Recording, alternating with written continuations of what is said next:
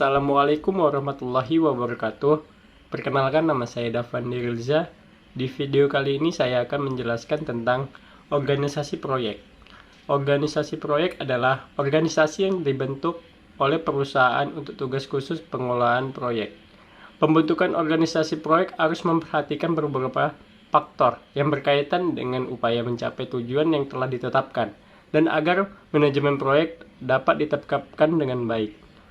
Unsur-unsur konsep manajemen proyek yang perlu ditetapkan dalam organisasi antara lain adalah adanya urus horizontal dan vertikal, adanya penanggung jawab tunggal dalam proyek, dan adanya pendekatan sistem dalam perencanaan dan pelaksanaan proyek. Adapun organisasi proyek dan kontrak, terdapat banyak variasi struktur organisasi proyek yang ditimbulkan oleh perbedaan hubungan pihak kontraktual antara pihak-pihak yang terlibat. Secara umum, terdapat dua pendekatan, yaitu 1. Pemisahan organisasi. Banyak organisasi yang menyediakan jasa sebagai konsultan dan kontraktor kepada pemilik, dengan organisasi yang berbeda untuk fungsi, perancangan, dan pembangunan.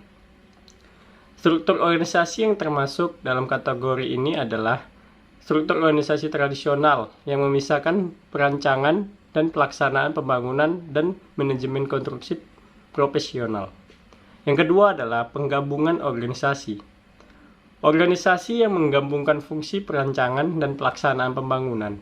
Contohnya adalah struktur organisasi membangun pembangunan pemilik atau owner dan proyek putar kunci. Pihak yang terlibat. Secara fungsional, ada 3 pihak yang sangat selalu dan berperan penting dalam proyek konstruksi, yaitu pemilik, konsultan, dan kontraktor. Hubungan antara pihak-pihak yang terlibat dalam suatu proyek konstruksi pada umumnya dibedakan atas hubungan fungsional, yaitu hubungan yang dilaksanakan sehubungan dengan fungsi dari setiap pihak. Hubungan formal atau kontraktual, yaitu hubungan kerjasama yang dikukuhkan dengan kontrak antara pihak-pihak yang terlibat. Faktor-faktor yang dipertimbangkan dalam pemilihan jenis organisasi dalam suatu proyek konstruksi antara lain adalah, yang pertama adalah jenis proyek, yang kedua volume pekerjaan dan ketersediaan sumber daya, yang ketiga kompleksitas proyek, yang keempat keadaan anggaran belanja atau derajat ketetapan yang diizinkan dan kecepatan pengambilan investasinya, yang kelima keadaan dan kemampuan pemberi tugas atau pemilik proyek yang berkaitan dengan teknis. Yang keenam adalah jenis kontrak. Yang ketujuh adalah sifat proyek. Dia tunggal, berulang sama, atau jangka panjang. Variasi skema hubungan antara pihak-pihak yang terlibat. Ada beberapa kemungkinan skema hubungan antara pihak-pihak yang terlibat. Antara lain, yang pertama adalah tradisional. Pemilik mengalami hubungan kontraktual terhadap kontraktor, dan kontraktor mengalami kontraktual terhadap pemilik. Dan mereka berdua juga mengalami hubungan fungsional. Begitu juga pemilik terhadap konsultan. Tetapi konsultan terhadap kontraktor hanya memiliki hubungan fungsional. Di swakelola, dalam kasus ini sebuah institusi mempunyai kemampuan dan berfungsi sebagai pemilik, konsultan, dan sekaligus kontraktor. Jenis-jenis organisasi. Jenis organisasi proyek dapat dikelompokkan menjadi 5 jenis organisasi atau pendekatan manajemen, yaitu tradisional, swakelola atau pembangun, pemilik, proyek putar kunci atau turnkey project. Yang keempat adalah proyek yang memisahkan kegiatan perencanaan dengan kegiatan pengawasan pelaksanaan proyek. Yang kelima, proyek yang menggunakan konsultan manajemen sebagai manajemen konstruksi. Tradisional. Strukturnya adalah dari pemilik ke konsultan ke kontraktor utama, dari kontraktor utama ke subkontraktor, dan ke kerja dengan kemampuan sendiri. Ciri-cirinya yang pertama, konsultan perencana terpisah. Yang kedua, kontraktor utama atau tunggal banyak melibatkan subkontraktor atau dikerjakan sendiri oleh kontraktor utama. Yang terakhir ada jenis kontrak yang ditetapkan, biasanya harga tetap atau fixed cost, harga satuan atau unit price. Swakelola. Strukturnya adalah dari pemilik ke divisi perencana dan ke divisi pelaksana. Dari divisi pelaksana mengarah ke subkontraktor dan kerja dengan kemampuan sendiri. Ciri-cirinya. Yang pertama, pemilik proyek bertanggung jawab atas perencanaan dan pelaksanaan proyek. Yang kedua, pekerjaan dapat dilaksanakan dengan kemampuan sendiri secara fakultatif atau dilaksanakan oleh kontraktor atau subkontraktor. Ketiga adalah jenis kontrak yang ditetapkan, biasanya harga tetap, harga satuan. Selanjutnya adalah turnkey project. Strukturnya adalah dari pemilik, konsultan kontraktor, dari konsultan kontraktor ke konsultan dan ke kontraktor utama, dari kontraktor utama ke subkontraktor, dan kerja dengan kemampuan sendiri. Ciri-ciri dan bentuk organisasi proyek putar kunci, di mana konsultan kontraktornya berfungsi sebagai perencana dan pelaksana. Yang pertama adalah suatu perusahaan yang bertanggung jawab baik untuk perencanaan maupun pelaksanaan konstruksi. Yang kedua ada keterlibatan subkontraktor spesialis.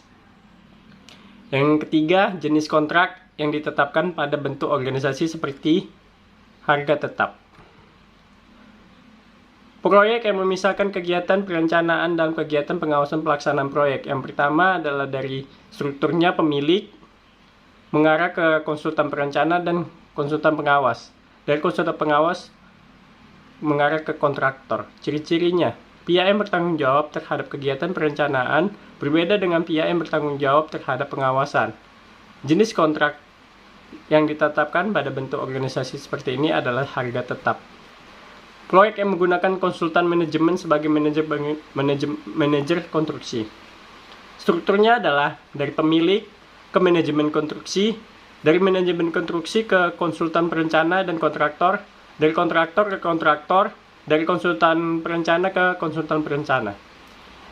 Ciri-cirinya, manajer konstruksi umumnya bertindak sebagai wakil dari pemilik.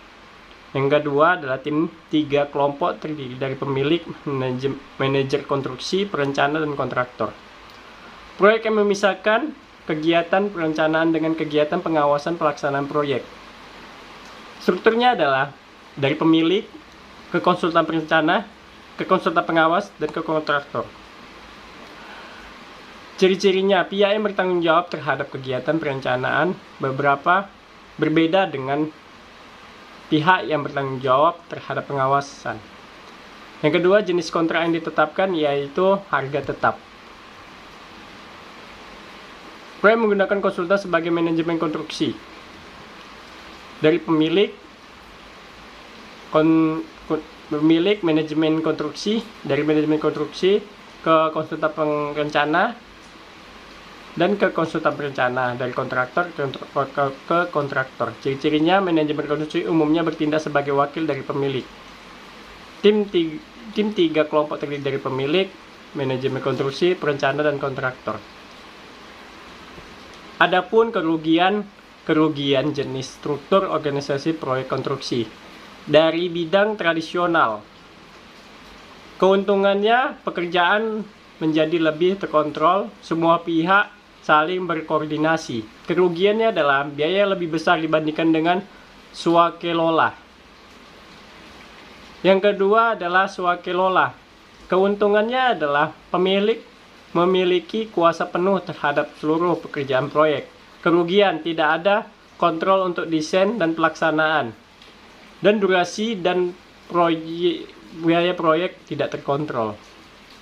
Yang ketiga yaitu project. Kerugiannya, pemilik tidak perlu repot.